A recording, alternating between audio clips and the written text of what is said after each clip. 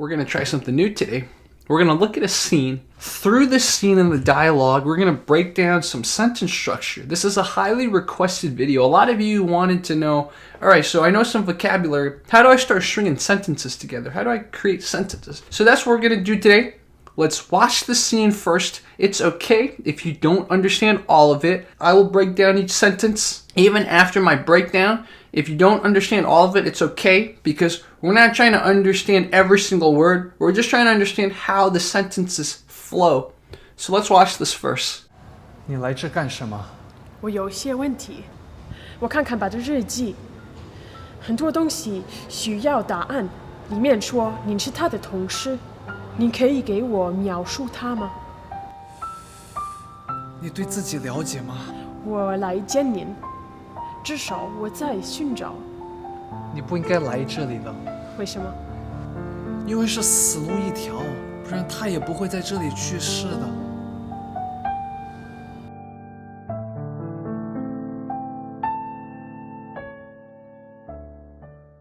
So let's break it down. The first sentence, me to her, I said, 你来这干什么?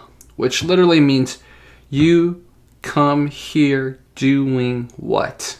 You is 你, 来 is come, 这 here, 干 doing, 什么 what? I could have also said, 你来干什么? So I didn't need the 这. I could have just said, you coming for what? Of course, I could have even said, 你干什么? So, you doing what? Or I could even not even have a subject. It's implied that I'm addressing her. Doing what? I could have literally said, 干什么? 干什么? So, I think that's a little subtle difference between English and Chinese grammatical structure. In English, you wouldn't just say doing what. But in Chinese, when you say 干什么, aka doing what, if you're saying it to someone, I think it's implied the person knows you're addressing them. So the next one, 我有些问题。 it says 我有些问题. So 我有些问题. I have, so 有, I think it's a common thing, you know, now is have. 我有些, 些 means few. So 我有些问题. 问题 is a good vocabulary word. It means question. So I have a few questions. That's directly translatable into English. 我看看爸的日记。 So she said 我看看爸的日记. You could say that 看看 is a more informal way. The way I wrote it in the original script, it's 我看了. So it literally meant I saw or I read. 爸 is dad. So 日记 is the diary. So I saw or I read, or in her case, an informal way of saying I read dad's diary. 很多东西需要答案。很多东西需要答案. So 很多 means a lot. 东西 things. That's literally 东西 means things or stuff. So a lot of things or a lot of stuff. 需要 means need. A lot of stuff needs answers. 答案 means answers. So 问题 is question. 答案 is answers. So by exploring this, you know two essential vocabulary terms. 里面说您是他的同事，您可以给我描述他吗？里面说您是他的同事. So 里面 means in there. 说. So in there it says. In this sentence, the it's implied. You don't have to say the it. For example, if she were to put the it in there, it would say 里面他说. So in there, he said. Unlike English, I think in English, it's going to sound weird or read weird if it doesn't have that subject in there. In there says he was your associate or you are his associate. I guess it kind of can work. It doesn't flow as well. So that's something to know. A lot of times, in Chinese, not only is it a very self-defined language, as in if you don't know what this vocabulary term is, you could potentially get the meaning from breaking down the words, but also you can call it a very concise language.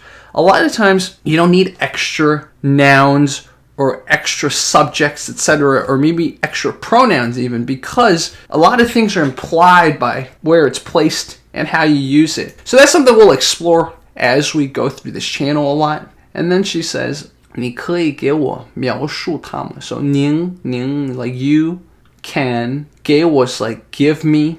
描述 is like description. So you can give me description of him? 您可以给我描述他吗? A lot of times in English, you might start a question with a could or a what or a when. You could do that in Chinese too. In Chinese, for example, you wouldn't then have the subject afterwards. So you would never or rarely start with a pronoun that have a subject. So for example, could you would never really use that kind of notation in Chinese. You wouldn't say 可以您 or 可以你, right? 可以 is like could. Pretty funny word to remember. Could kind of sounds like 可以. You would usually put the subject before, or you would just not use the subject at all. So either you would say you could, or you would just get rid of the subject.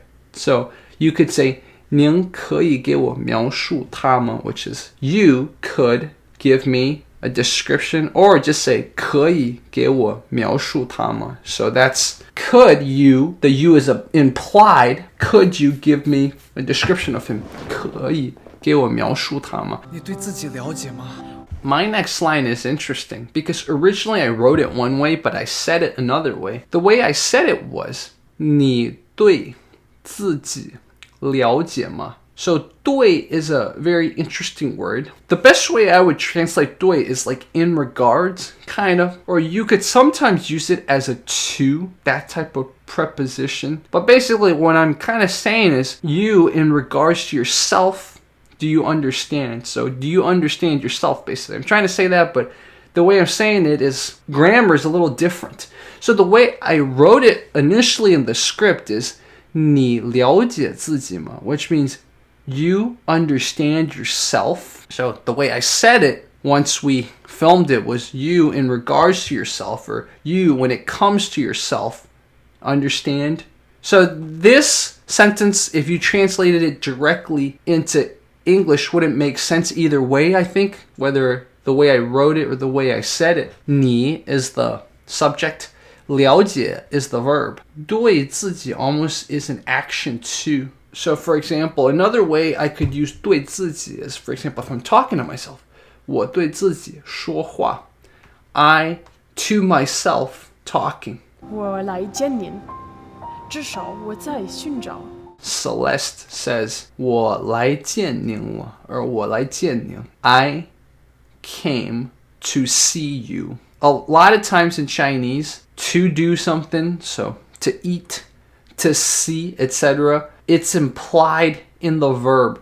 So 见, depending on how it's placed and the words around it, can mean see, saw, to see, etc. So that's something that's different. It's not like you have a word that you conjugate. Has, had, have. There's one word for have, 有, or there's one word for see, 见. And depending on whatever other characters you put around it, that's how you conjugate it. So that's another difference between Chinese and English. So then she says, 至少我在寻找. 至少 is at least 我, so I, 在 am, 寻找 searching. At least I am searching. Pretty much a direct translation, or can be directly translated.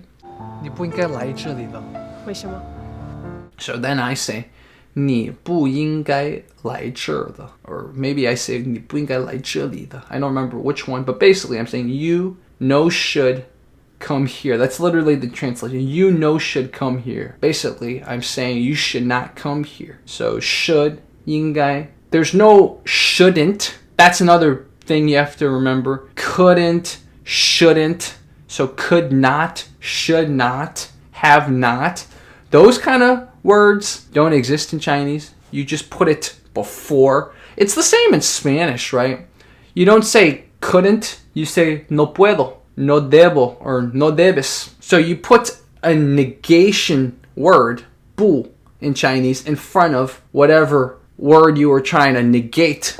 So remember, that's an important thing. When you're speaking Chinese, drop the couldn't, shouldn't thing. Always no, so negate it, and then use whatever word. 不可以, or 不应该, or 不知道. 不知道 means don't know. And then Celeste says 为什么, which literally means why. I think a more direct translation for 为什么 is for what, because 什么 is like what. So for what? 因为是死路一条，不不然他也不会在这里去世的。And then I say, 因为是死路一条 because it's a dead end. So I could say 因为是死路一条 just pounds home that it's dead path and that there's only one path that's a dead path. So I could have even switched the last 4 characters. I could have said 因为是一条死路. So it's one dead path. That's the beauty of Chinese. A lot of times these are flexible. So I said 死路一条, which means dead end, one path. And then I said 不然他也不会在这里死去的. Or else he would not have here died or here passed away. I could have phrased it in a way that might have made more sense in English. I could have said 不然他也不会死在这里的, which means or else he would not have died here, which sounds more like how you would say it in English, but I said it another way. 不然他也不会在这里死的, or 去世的. 去世 is another way of saying past. 你来这干什么？我有些问题，我看看爸的日记，很多东西需要答案。里面说您是他的同事，您可以给我描述他吗？你对自己了解吗？我来见您，至少我在寻找。你不应该来这里的，为什么？因为是死路一条，不然他也不会在这里去世的。